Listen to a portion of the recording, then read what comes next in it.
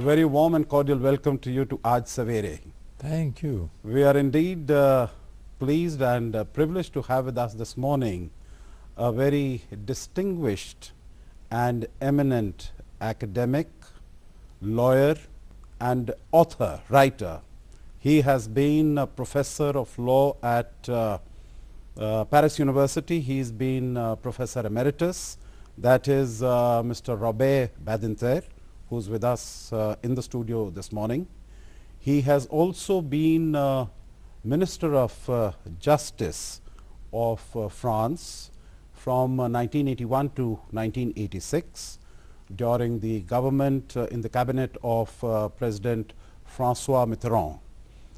We are indeed delighted. A very warm welcome to you to India and to the studios of Doordarshan. Mr. Badinter, you have been extremely well known all over, not only over France or Europe, but indeed over the world, over the very sterling work and the very remarkable work you have done in the area of abolition of death penalty. When you became the Minister of Justice in 1981, I think that is when you started with your struggle for abolition of death penalty.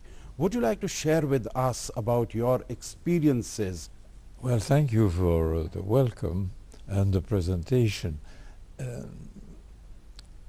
It's part of a long history in France, the fight versus death penalty. 200 years before we succeeded, and if the French were as keen on literature as they pretend to be always, they certainly would have been the first country in the world to abolish death penalty, because we have had so many great writers, philosophers, statesmen who have been fighting death penalty. But the public was not feeling that it should be deprived from the guillotine, not because of a special attachment to the instrument, which has played its part in the French history, but because it's always the same thing. People do think that death penalty is a protection, but experience proves that it is not. In other terms, fighting against wild criminality does not need death penalty. If you abolish death penalty, nothing occurs in terms of increase of wild criminality. And it's not only our experience, it's the experience everywhere. You were speaking about France. You must realize that that was in 81. We were the 35th country in the world to abolish death penalty. You have 198 countries in the United Nations. Nowadays, 33 years after the French abolition, nowadays, from the 35th, abolitionist countries have come to 100 in law, plus 50 who do not practice.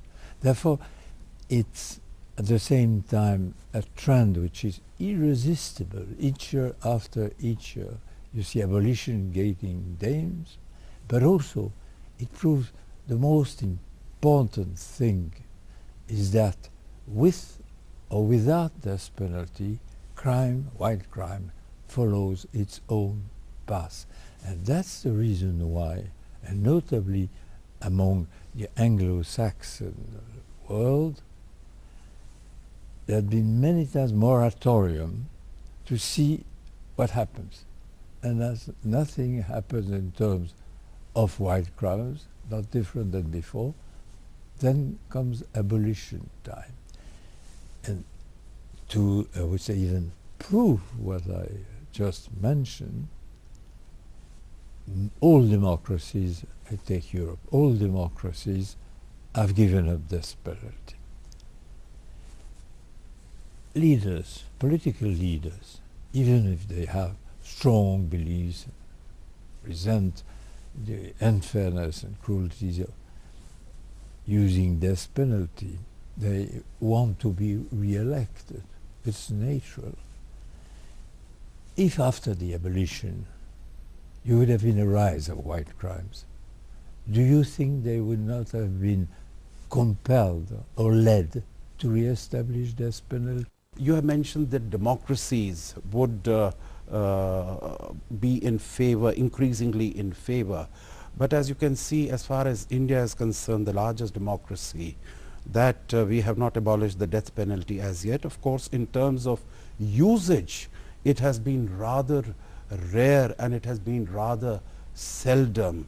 You might be aware that we had one person, one individual sentenced to the gallows in 2013. That death penalty was carried out, one in 2012.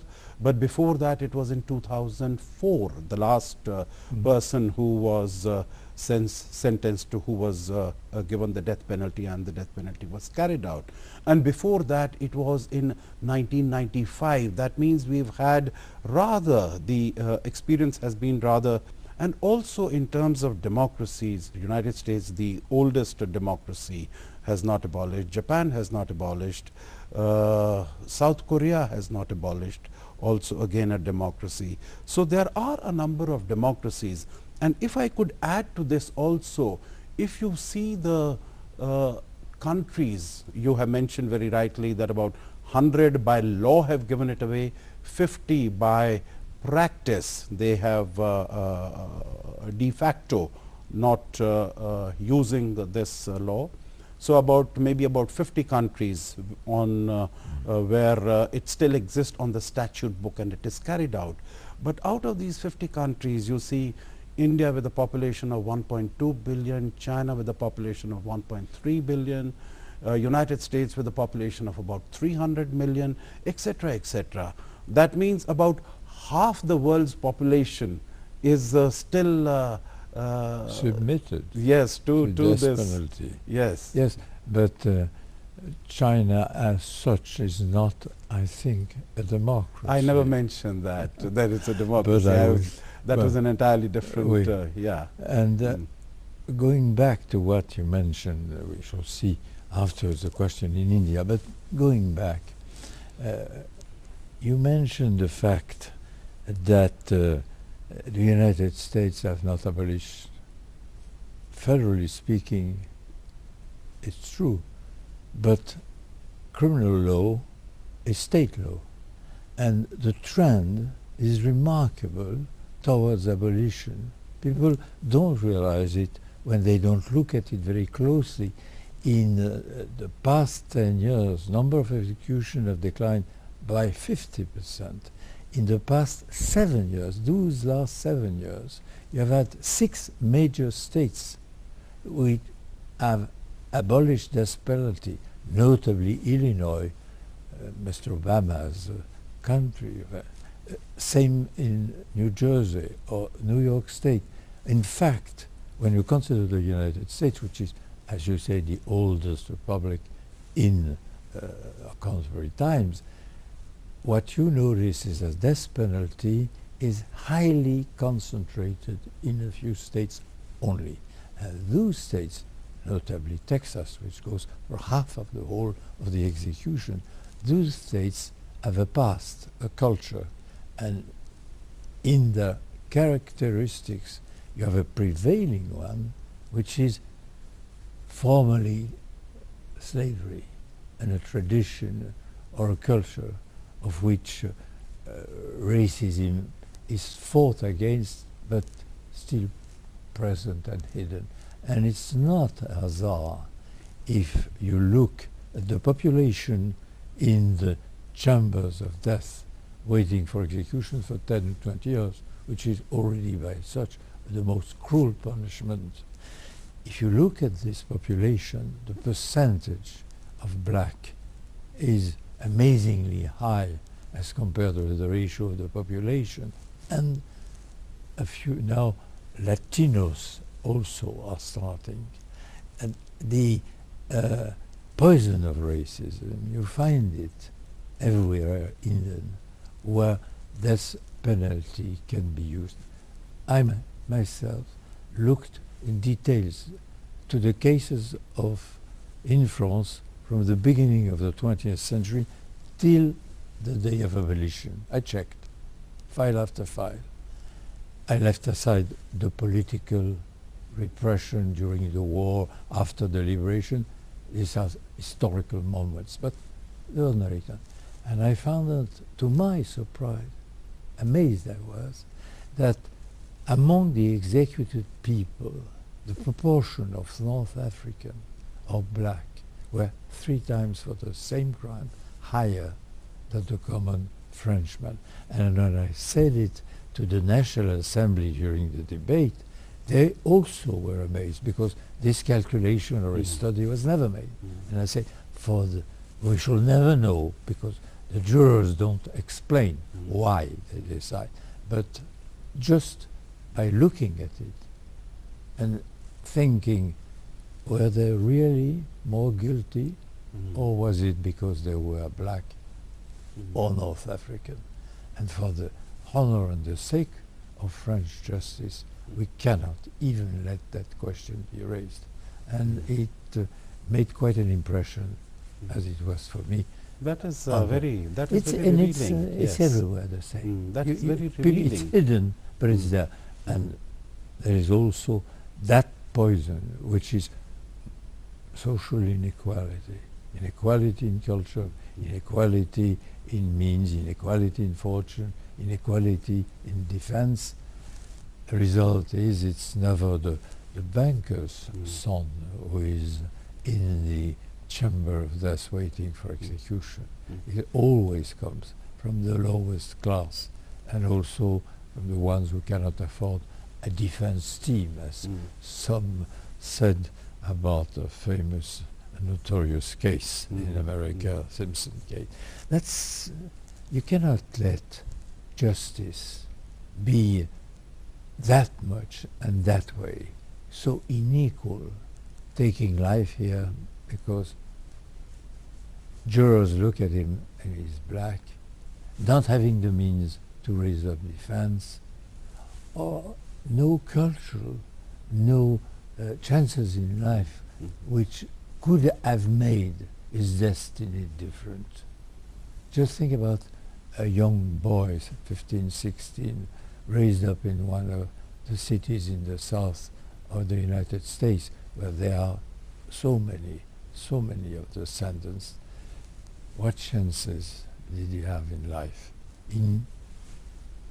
At the best, I would say, he would have had a small, for not starting offense, some kind of condemnation, but the track is open, the way is ready. That you cannot have in a democracy. You mentioned about India.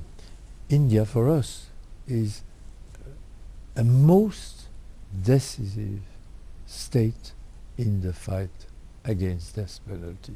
You mentioned rightly that for years there's been no execution in a country, not a country, a continental country with more than 1 billion inhabitants. You're known. Then came 2 executions, and for us, for the people who fight against death penalty, India, because of its culture, because what it represents for us, because India has this special reputation, I would use the word fame, of being, when it became again an independent state, when colonialism vanished, to appeared as the country of the non-violence doctrine, the intellectual, the moral quality of the Indian civilization, and the reputation it has all over the world makes it a special case in the fight versus death penalty.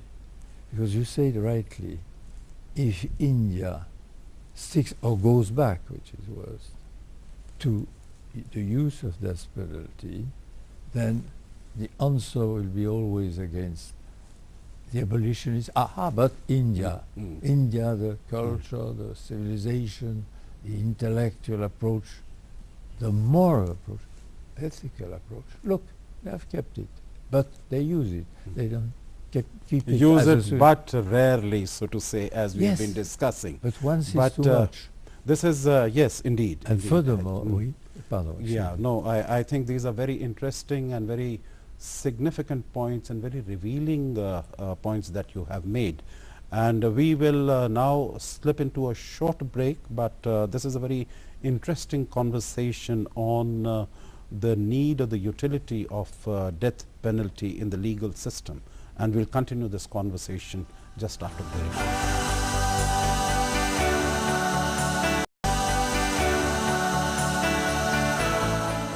Welcome back. We were discussing with our special guest of this morning, Mr.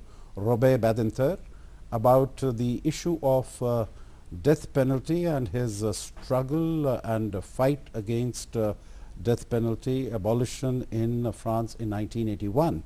And what we were discussing earlier was that although death penalty is on the statute books, but it has not been used very often. If I remember correctly, we have about more than 470 cases, but this has not been carried out.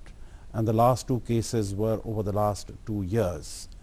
But you know, these two death penalties that these executions that did take place, one was in the context of the attack on the Indian Parliament in 2001, in December 2001, which took place immediately after the 9/11 attacks in the United States. The other death penalty that was carried out was for the 26/11 attacks which took place in Mumbai in 2008. Both of them were terrorist attacks. Now, don't you think that terrorism, acts of terrorism, wanton killing, isn't that a reason enough, isn't that a cause enough, grave enough to put the perpetrators of these actions and give them death penalty and execute that death penalty also? No, by no means. I'm glad that you raised up the point of terrorism. Terrorism should be fought, but one must realize that the use of death penalty versus arrested terrorists is not only a way of deterrenting it, but it's dangerous. I shall explain very precisely. Terrorists have with death a special and horrible relationship. They don't fear death.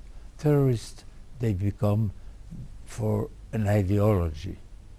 I will not go into that, but all of them. And when they go into action, their lives, they're ready to lose it.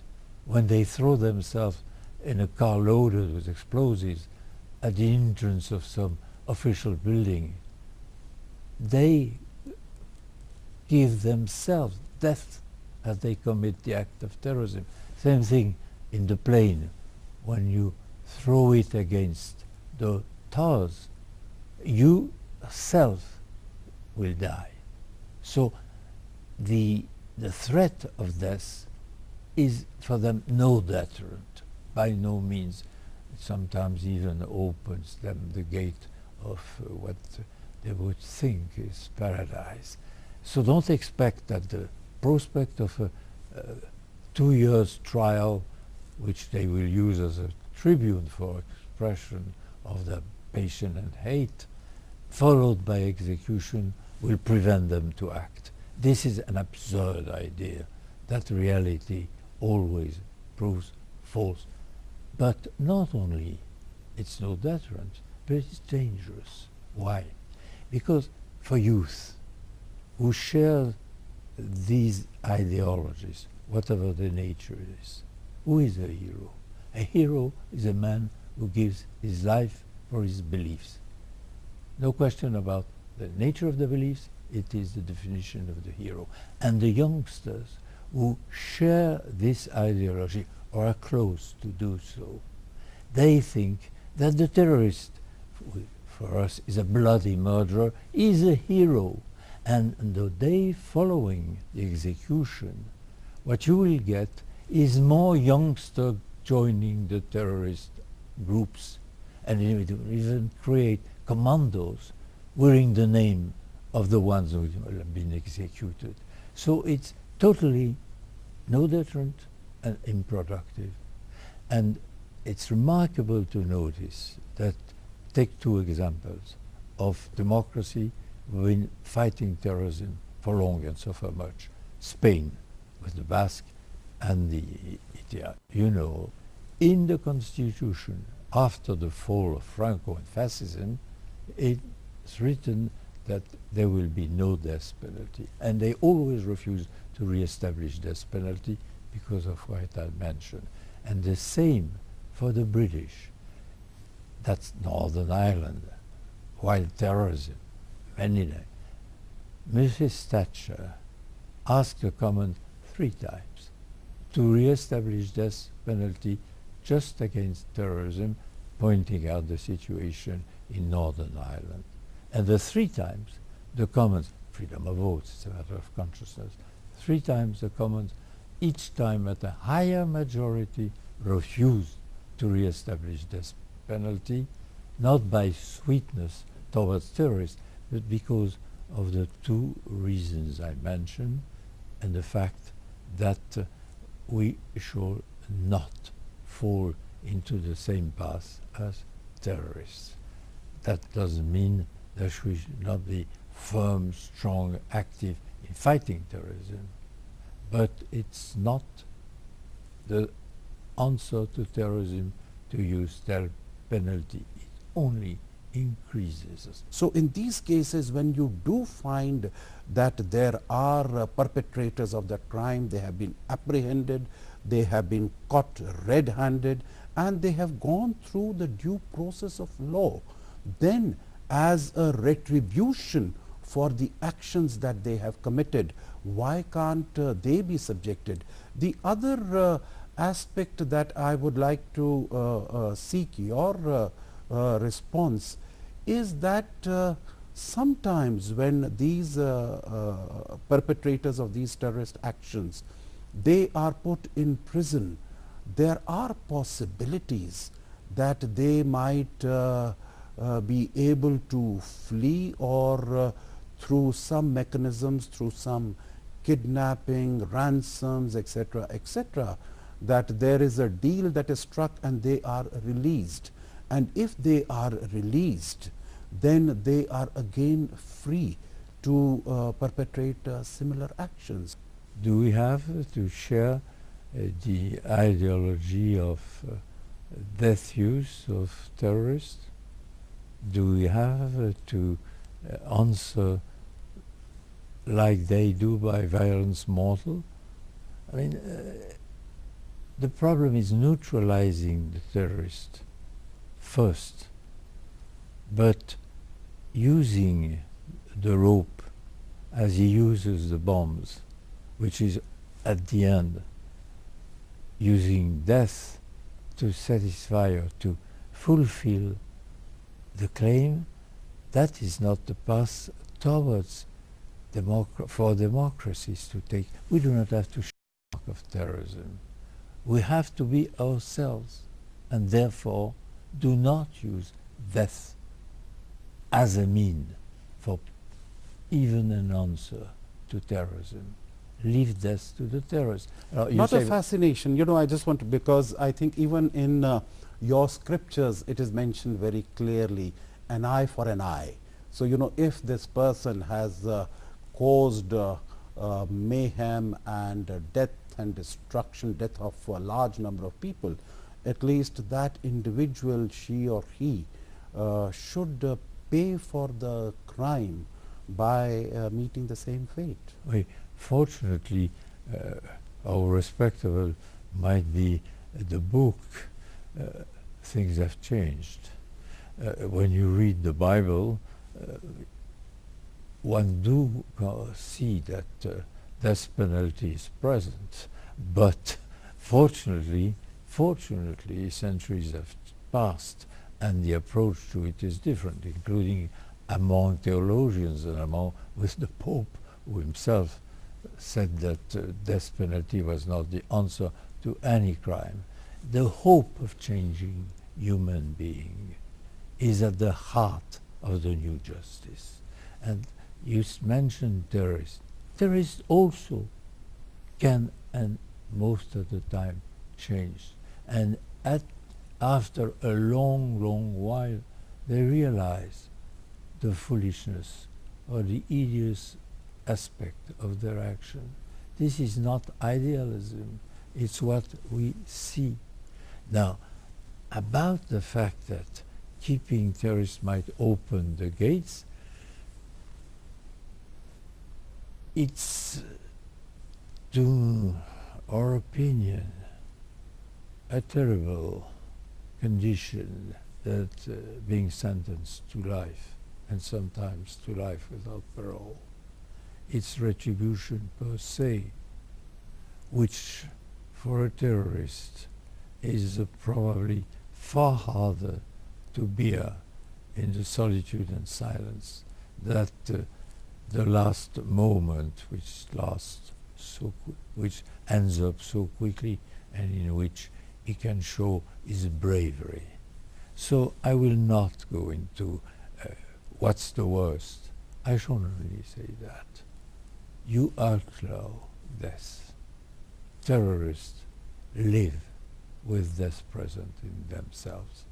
We do not have to compete with them or to imitate them and make death part of justice. You know, you yourself mentioned that terrorists who who follow the path of terrorism because of their belief sets, etc., they are in that sense beyond redemption or beyond change, because they follow a certain philosophy, they follow a certain ideology in which meeting death is not a problem, not a difficulty. So in that context, when you mention about reformation and of the criminal, I think these would be somewhat contradictory. And I may mention that although the scriptures mention an eye for an eye, but in India during the freedom struggle, the leader, our leader Mahatma Gandhi, he mentioned that an eye for an eye will make the whole world go blind. So his I would appreciate. yeah, appreciate. his message was entirely different. On the first question about the terrorist evolution, it's not contradictory, it's complementary. The two indications I gave. Those who are looking for retribution against terrorism have mentioned what means a life sentence. Now, in the approach of the criminal as such, and this is true for all criminals, major one, the essence, to me, the essence of the human being is his ability or possibility of changing, getting different. And by that I mean, of course, getting better. It's only a possibility. It's not a certitude. But you see, with the one and the second, they go along together. Will he change? Maybe. We'll give him the chance. Does he not change? We give him jail for life. Voila. But you don't go into the old tradition of eye for eye. Not because of this, which I didn't know, Mahatma Gandhi's aphorism, that would make humanity blind, Yes, which is yes. an excellent, I must say, an excellent statement. No, I will just say this. Civilizations are built on ethical values, not, and I mean it very strongly, only or mostly on material accounts, on material values. And the first of the human rights is the right to live. Murderers do not accept this principle. Just after all, like property is a fundamental right, robbers don't care. No.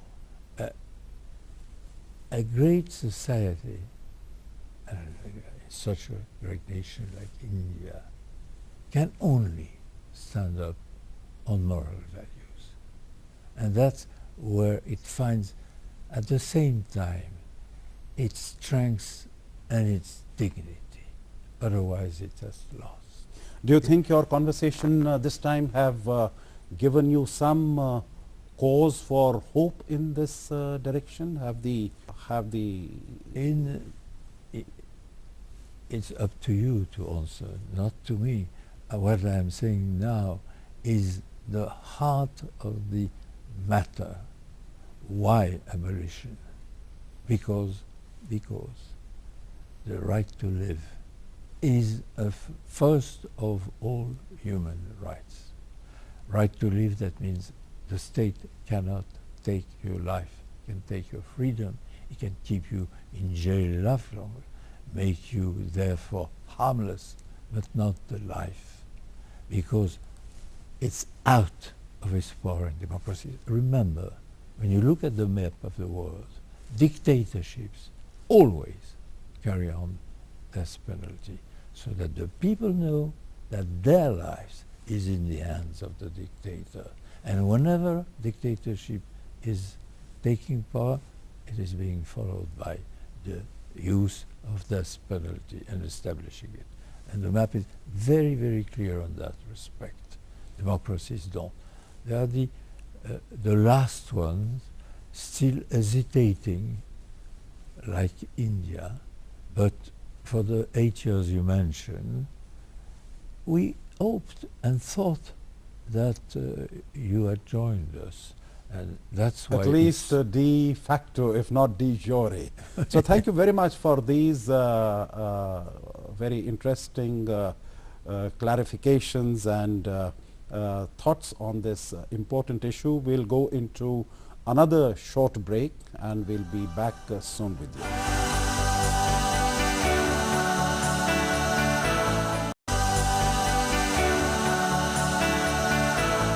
Welcome back again. We have Mr. Robert Badinter with us, and we continue our conversation. We've had a full discussion on the death penalty and the abolition of death penalty, and as you mentioned, I would now like to bring you back to your visit to India, and you mentioned that this is your third visit to India, although during your current visit you've not had any opportunity to do anything except have very significant and useful discussions on the issue of death penalty. I would like to ask you about juvenile justice, because we have in India so far a provision that children up to the age of youths up to the age of 18 years are treated under a more lenient law, that is juvenile law. But after some instances over the last year or 2 years, there's been a strong movement amongst the people, amongst the public, that this age of 18 years should be reduced to 16 years. It's, I would say, in its complexity, a very simple question. Why? And I will not have even to refer to the International Déclaration Universelle for the Children's Rights. Childhood, and then afterwards l'adolescence, early youth, is the age of transformation.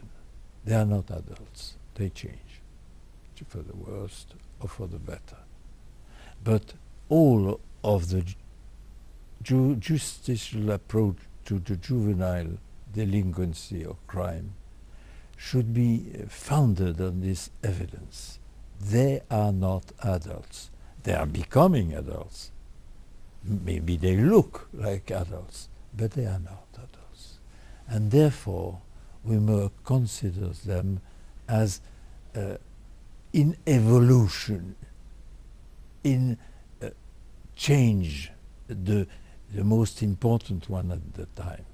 Considering them as adults to punish them more strongly is contradictory with the fundamental evidence that they are not adults. But so that's what that is. No, it doesn't mean that you should not, in our days, carry, I think, even after the age of 18, up maybe to 20, the severe control, the type of educational sentences, or even, if absolutely necessary, jail, but treating them as they are, the adults becoming adults, not adults per se.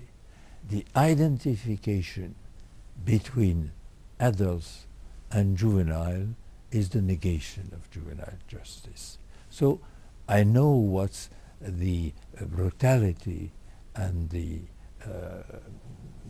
wilderness of some of them and their behavior. It's not new. If you read the authors of the 19th century about the young rascals in English literature, notably, but not only that, you find out that the problem was already there, and that sending youngsters to gallows has never been the answer, but they go out from it worst. So we have to consider facts as they are.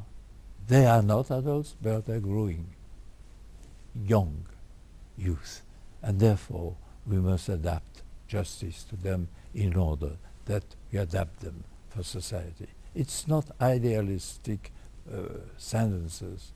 It's not an idealistic position. It's the reality. And remember, I don't know what is the conditions of the penitentiaries or the detainees' place in India. I work for UNICEF on that precise question. Conditions of detention of youth, juvenile, in various parts of Eastern Europe. What I found was terrible. And we always feel that putting youth in these conditions for the longest possible time, treating them as if they were only elderly criminals under a juvenile appearance, is the worst mistake, apart from the fact that for a civilization like India or ours, respect to this special condition transitory in women's and men's life, which is adolescence, is a necessity.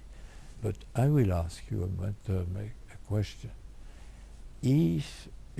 What is nowadays the situation in India in those establishments for juvenile? Are they able, with the necessary money, to fulfill the purpose of education and more thorough, severe education, or just places where you put them on like criminals and wait till they are out, worse than they were when they got in? That's a major problem. I cannot say anything. I haven't been.